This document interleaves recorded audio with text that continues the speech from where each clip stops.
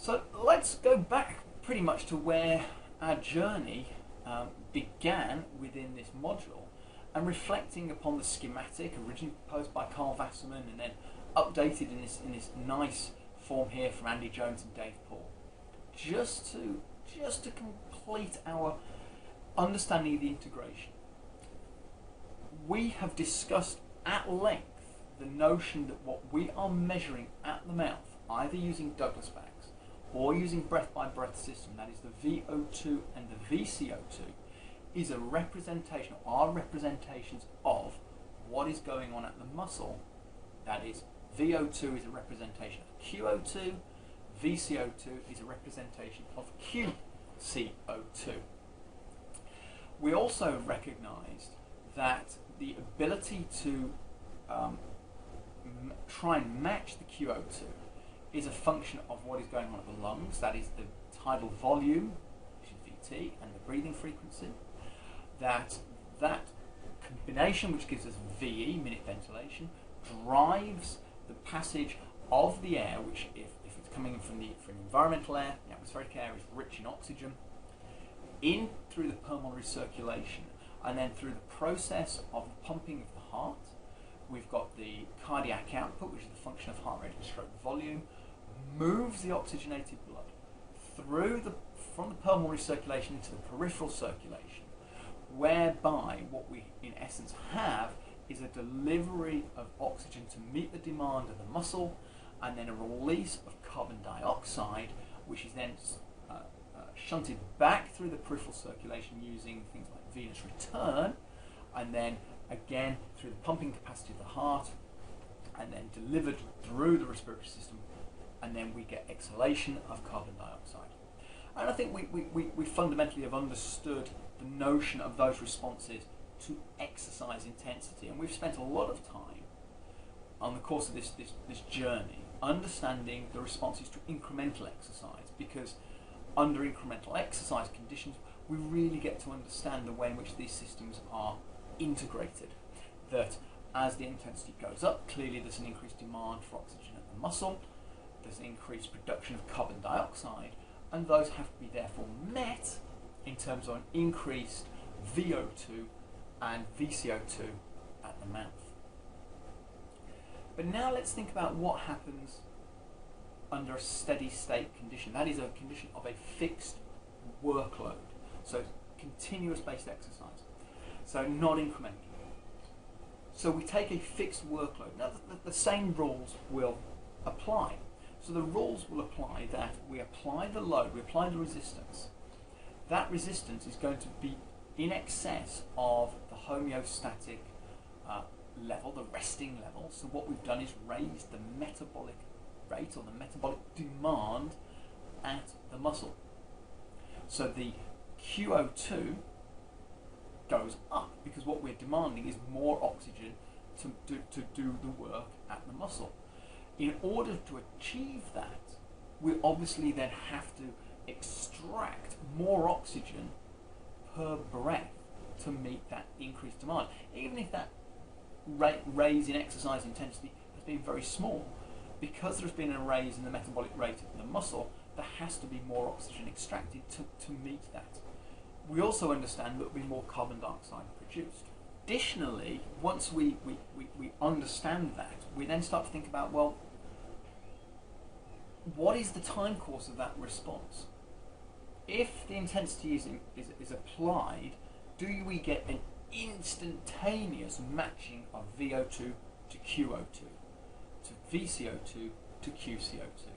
And I think we can all be pretty confident in the idea that we don't. And the reason we know that we don't is that you've probably seen enough information now with very simple metrics like heart rate or VO2, if we've used breath-by-breath systems, to recognize that the VO2 and the heart rate rise in a relatively slow manner in comparison to the sudden change in the exercise intensity.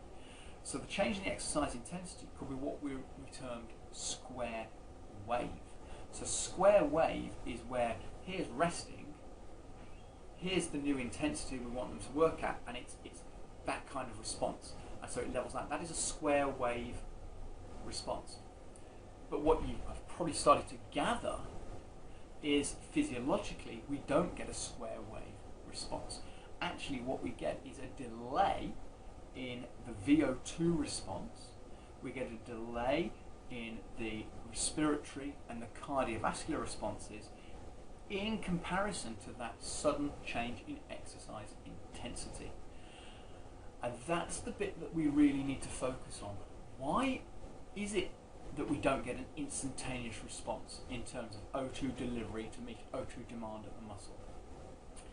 And if we don't get this instant response, what is happening? How are we supplying the energy in order for the muscle to do work? Because quite clearly the muscle is able to do work because we're able to exercise. So where's that energy coming from?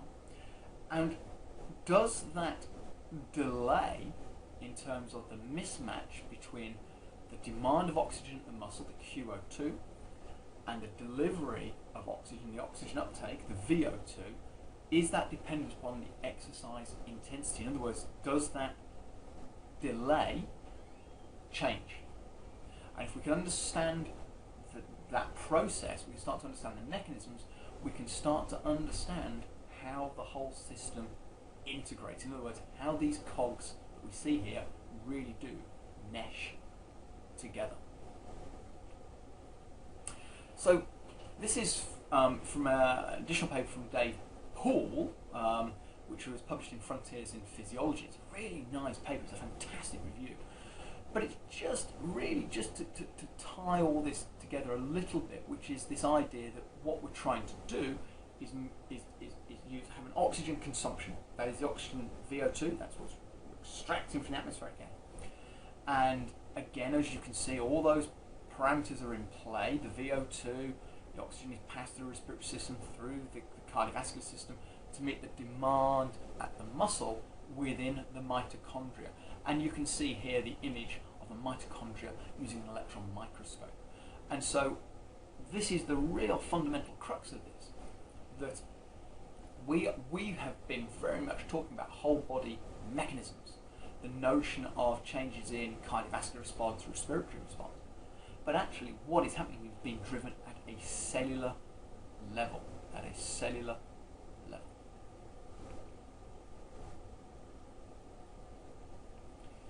So this is quite a long paragraph from Andy Jones and Mark Burnley in a paper they published in the International Journal of Sports Physiology and Performance, but it's a really important paragraph. And this is very much informing us about what happens at the onset of exercise. So at the onset of exercise, and depending on the distance, duration and training status of the individual, the ATP turnover rate in the contracting muscle might increase as much as 100-fold over the first few seconds. To prevent a catastrophic reduction in muscle ATP and almost immediate exhaustion, ATP is resynthesized through an acceleration of both creatine kinase reaction with a consequent reduction in muscle phosphocreatine and the glycolytic rate, resulting in increased hydrogen ion and lactate production, stimulating an increased rate of oxidative phosphorylation and hence VO2. So let's break this down. So they're telling us some really important information here. Firstly, they're stating straight away that as soon as you apply a change in exercise intensity, and again this does depend upon the individual and it does depend upon what it is we're asking them to do. But clearly what happens is if you go from a resting state to an exercising state, the muscle is now being asked to do work. And we understand that in order for a muscle to do work, that is to lengthen and shorten, as they've referred to in terms of contracting, the muscle requires ATP to do that. And what we note is that you may well see a 100-fold increase in ATP turnover rate. What do we mean? In ATP splitting. The splitting of ATP in the presence of water, the process of hydrolysis, to yield ADP, phosphate and hydrogen. In other words, the splitting of the ATP is what's going to be used to generate energy that drives the power stroke in terms of the interaction of the actin and myosin filaments in the muscle. In other words, allows the muscle to do work. But we also understand that the amount of ATP that we have stored in the muscle is around about 85 grams. It is limited. And it is limited because ATP has a very, very high molecular mass. It's a heavy structure. So we are limited in the amount of ATP that we can store. And in fact, one of the things we know from training studies is that the ATP concentration, the stored ATP concentration, doesn't change with training because of this high molecular weight. It's impractical to store it. But clearly, we need the ATP in order for the muscle to lengthen and shorten, in order for the muscle to do work. If that is the case, we have to, as we know, resynthesize ATP. Now this is where it gets really fascinating. Despite the fact that you may well be doing low intensity aerobic exercise, what we see is that the immediate source of energy, that's the immediate source of phosphates that can be donated to the free ADP that was a consequence of splitting the ATP molecule initially to meet this sudden demand, will come from muscle phosphocreatine, PCR. The enzyme, if you remember, that is used to cleave the phosphates from the phosphocreatine is creatine kinase. You'll see this abbreviated in literature as a CK or even CPK. So if we have phosphocreatine, we have the phosphocreatine in the presence of creatine kinase, we cleave off phosphates. The phosphate is then donated back to ADP. ADP plus PI gives us ATP. ATP in the presence of water and the presence of the enzyme ATPase, we can split the ATP molecule, generate energy. But we also understand that very much like ATP, the phosphocreatine stores are also limited. And because they are limited, what we start to recognize is, even though this is aerobic exercise, that the phosphocreatine reserve starts to decline. But it is providing phosphates at the onset of exercise to meet this increased demand. Additionally, we provide energy through the process of substrate level glycolysis. Remember that glycolysis, for each molecule of glycogen and or glucose that goes through this, we yield about a net gain of about 2 ATP. But you also understand that if we're running through glycolysis, we get an increase in lactate production. Why? Well, we're producing hydrogen ions. The hydrogen ions will go down the electron transport chain, but because we're using glycolysis at an accelerated rate, remember, there's been a 100-fold increase in the demand for ATP. That means glycolysis is being accelerated. We're probably producing more hydrogen ions, at a faster rate than they can be shuttled down the electron transport chain, so the hydrogen ions will bond to pyruvate and give us lactate. The net result of these instantaneous responses, and that's the fundamental part here, they are instantaneous. They're not delayed reactions. They're not like the VO2 response we've been talking about previously. These are instantaneous, and that's why people refer to them as anaerobic, or they refer to them as explosive. Dreadful terms, okay? Because clearly this isn't an explosive exercise condition, but they are sources that are able to provide energy instantaneously. These processes being initiated stimulate the increased rate of oxidative phosphorylation and hence the increase in VO2.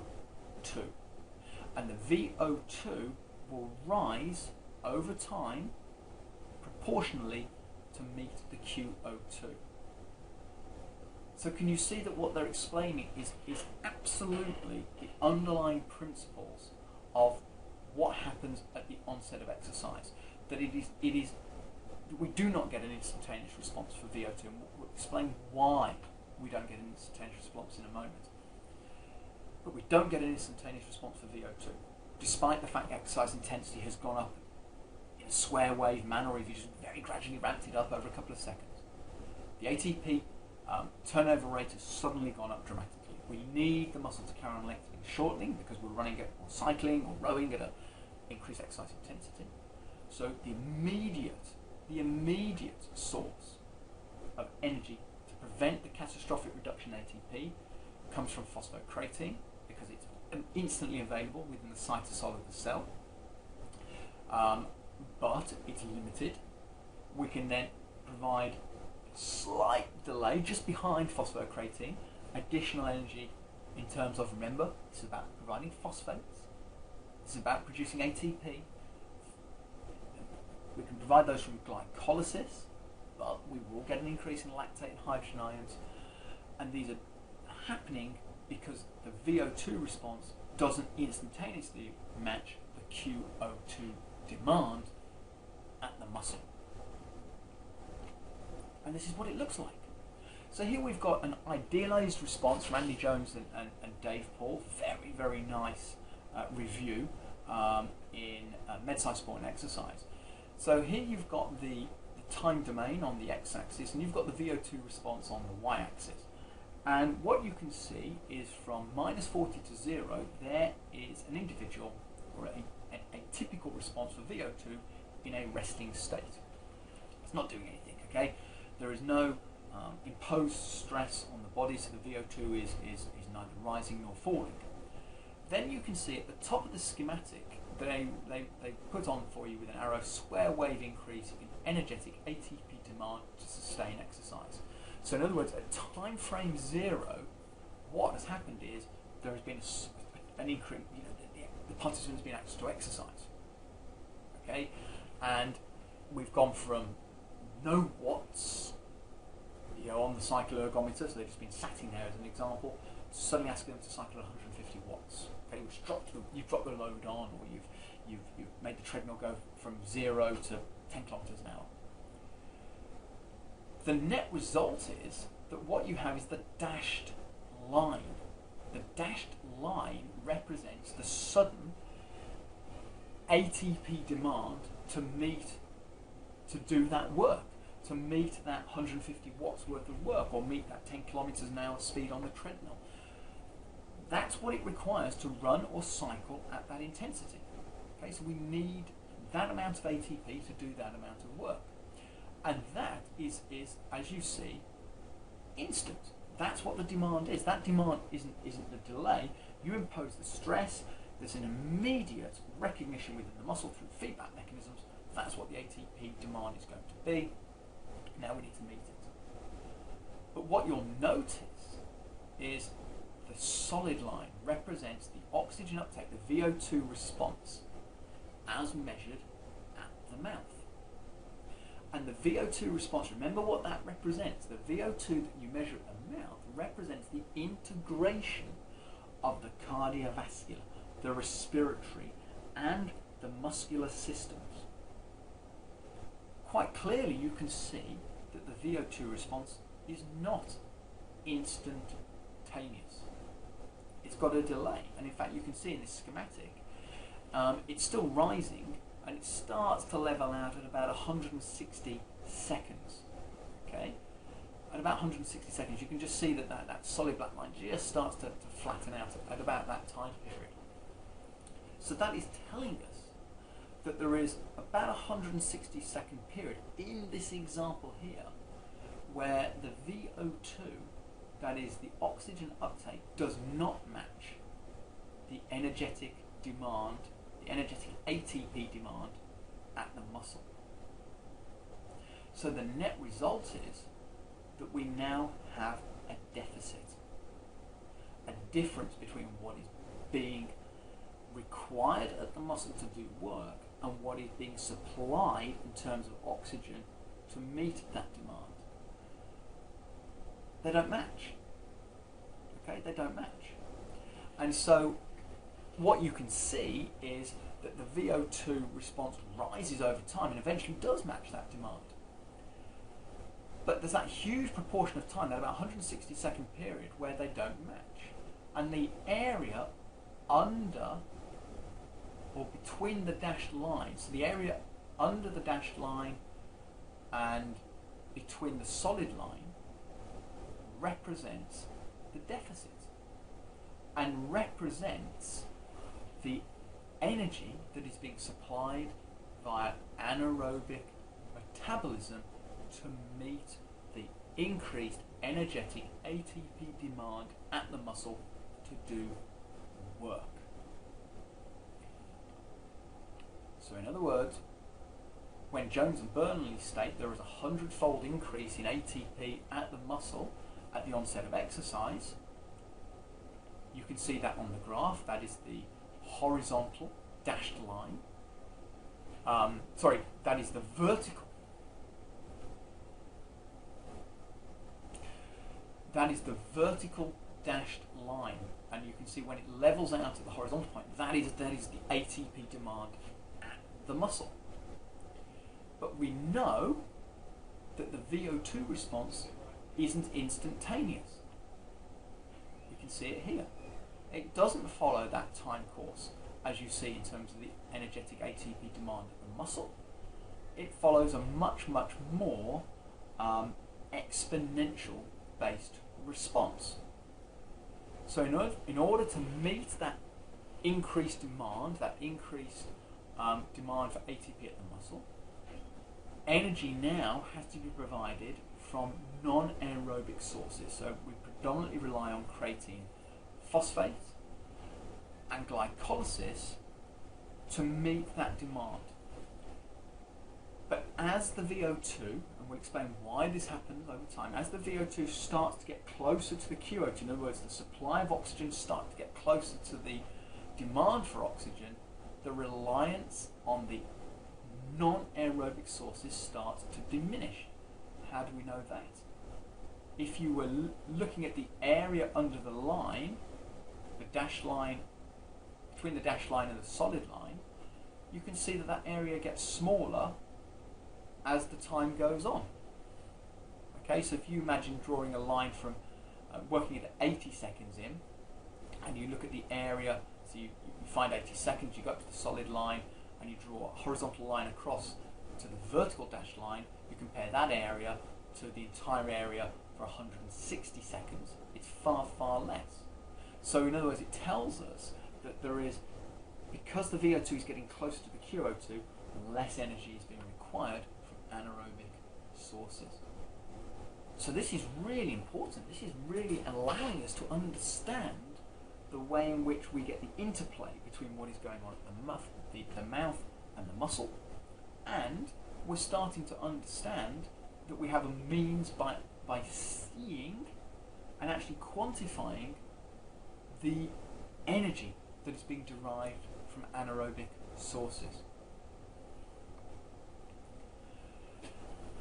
We have seen this graph before, so this is from the textbook of Works Physiology by Ashstrand and O'Dell, and fantastic textbook, but we don't really want to dwell massively on the right hand panel, but just look at the left hand panel. I've put the pink line in because it's there just to represent when the steady state condition applies. And this tells us something really important. Can you see that as the intensity goes up, we're starting to see that in all conditions we're getting a steady state, it would appear, but can you see now that the time to reach steady state, so the point where that curve starts to level out, it takes longer and longer. So can you now see that the deficit for 200 watts is far greater than the deficit for 50 watts. How do we know? Well, just find where the pink line that I've drawn intersects the 200 watt VO2 line. So that's the triangle on the left hand panel. And if you draw in your mind an imaginary line back across to the VO2, the oxygen uptake on the y-axis, the area under that line is the deficit. If you compare that to the area doing the same approach for 50 watts, can you see the difference in the size of the deficit? and that is because the ATP demand at 200 watts is far greater than 50 watts because the intensity is higher, okay, it's 4 times greater. Therefore, we know that we have to recruit more muscle fibers, we have to generate more force at the pedal, in this example on the bike, in order to sustain the exercise intensity. But the same rules apply. Although there has been a square wave adjustment in terms of the exercise intensity, and the demand for ATP at the muscle has gone up square wave, there is a delay in the VO2 response to meet that demand at the muscle. And we can see that as the exercise intensity goes up, the deficit gets bigger because there's a greater ATP demand, but it also takes longer to reach steady state. And we'll deal with the time component further on into